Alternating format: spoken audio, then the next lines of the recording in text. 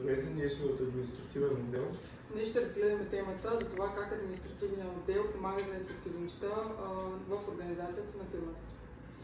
Административният отдел следи за управлението на важни ресурси, като офис, консумативи, техника и комуникационни системи, грижи се и за поддръжката и оптимизацията на работното пространство.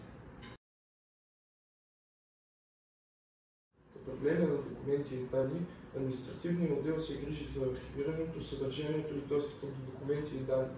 Ефективното управление на информацията улеснява взимането на важни решения.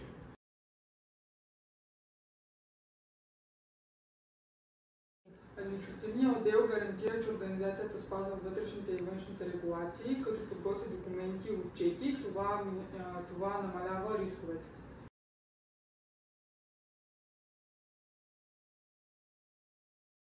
Оптимизация на процесите. Административният отдел често идентифицира и предлага подобрения за текущите процеси, внедрява нови технологии и инструменти за автоматизация, които пестят време и ресурси.